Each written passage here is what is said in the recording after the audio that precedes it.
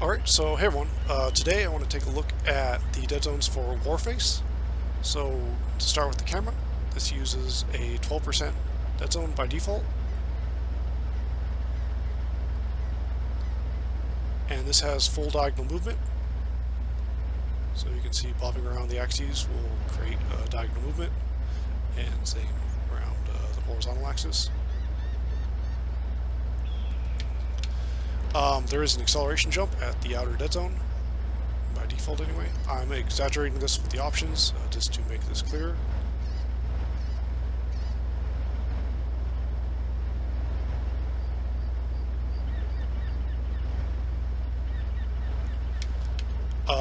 The movement Deadzone is 20%,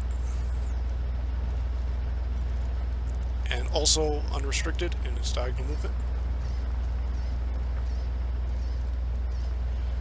The shaded region represents the sprint threshold, so when you're in the shaded region, you can begin sprinting, and if you're not, you can't. And if you're starting a sprint and you fall outside of this region, stop sprinting.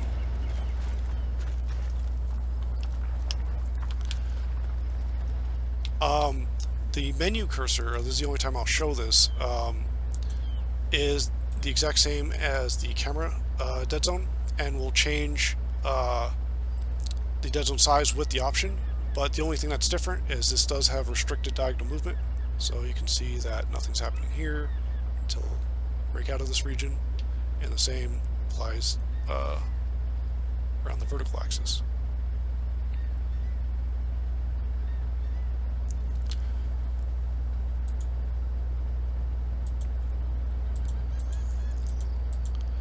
Otherwise, this game has excellent options, and to demonstrate the maximum Deadzones and to change the graph, these only affect the camera Deadzones.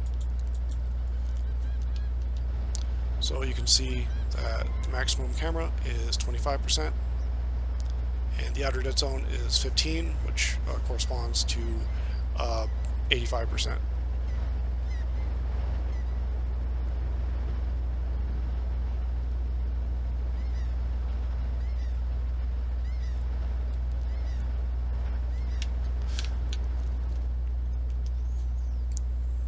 To demonstrate the minimum and to change the graphs. Oops.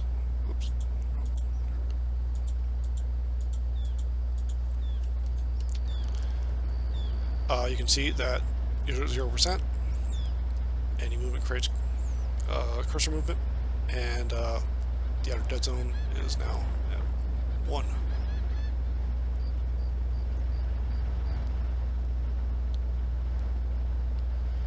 Now, one little quirk about this acceleration jump is that, one, it's really dependent on sensitivity.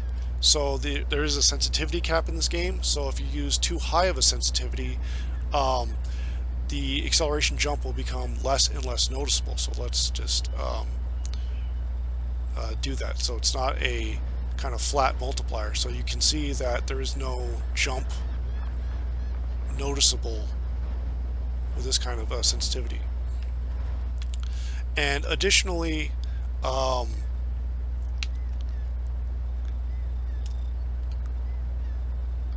this acceleration option, these acceleration options don't seem to work unless either the time or delay is above 0. So for example, this doesn't seem to be, there's no acceleration jump occurring. But if we'll raise the opposite one, since the delay was there, we'll change this to the time, and now it's back. So either option has to be active for that acceleration jump to occur. Now I'm going to disable this to demonstrate the curves, and I'll raise the sensitivity back pretty high to demonstrate that a little more. So by default, we're using a quadratic, but I have it set to linear. It's easier to show the Deadzone. But a linear curve increases linearly, so it works exactly as expected. And this is the most sensitive option, so small adjustments can feel kind of sensitive. But by default, this is 20, and this occurs to a quadratic curve.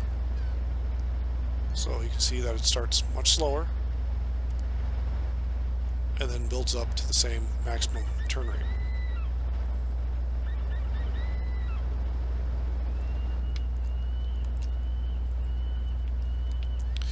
Now we bring it up to 40, which is a 4th degree curve, and this starts much slower and then also builds up to the maximum turn rate.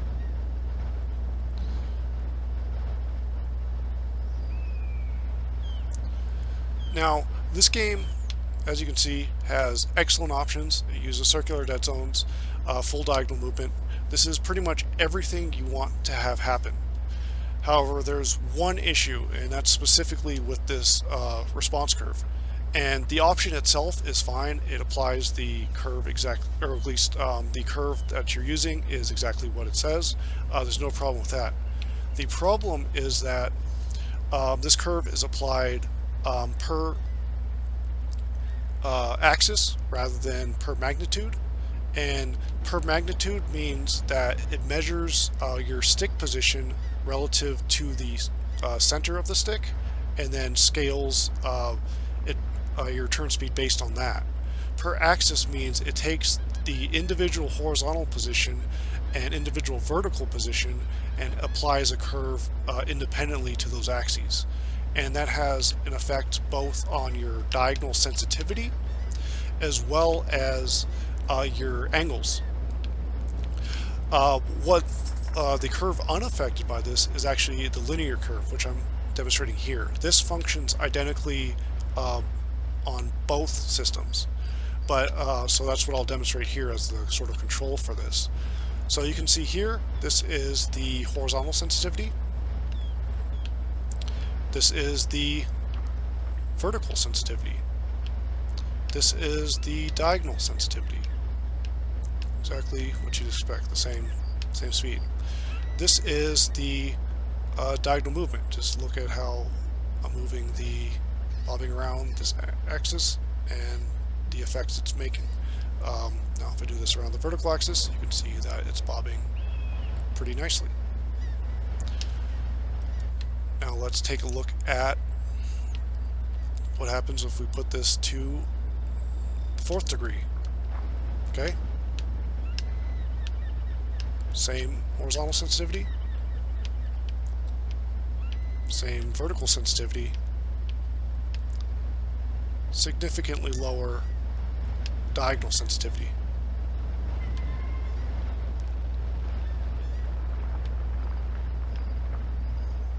Now let's try bobbing around the axis. It's going pretty close to perfectly horizontal, despite these large bobbing motions. Same with vertically, or around the horizontal axis. You can see that there's a slight wobble, but nothing like what we saw with the linear curve. So this is the effect of doing this per axis. And of course, it's a sliding scale of how dramatic this is. So if you're using a linear curve, you're completely ineffective. If you're using, 1.5 or 15 in its options, you're not going to notice it too much. But players may want to use, higher degree curves, like the default 20, which still has slower diagonal sensitivity and less dramatic diagonal movement because of but they might want the precision of it, but be stuck with those issues to varying degrees. So this is really the only problem I can see in this game, and something that's a pretty significant issue, because this makes all your diagonals incorrect as well as making them slower. So the solution for that would be to change it to a magnitude-based solution, and I can actually sort of demonstrate that here by going back to linear and using the script to demonstrate this. So if we apply this, you can see that the darker node is my normal stick input, and the clear one is what's being output to the game. So I'm creating a 4th degree curve based on the magnitude using this linear, the game's linear.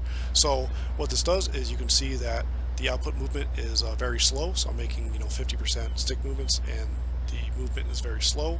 But actually, you can see the diagonals are just as fast as they are cardinal movement.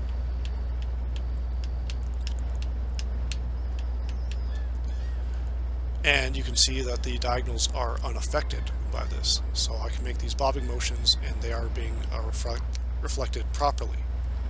So if I made the same movements here, you can see that they're being applied. The only difference is the exact sensitivity is just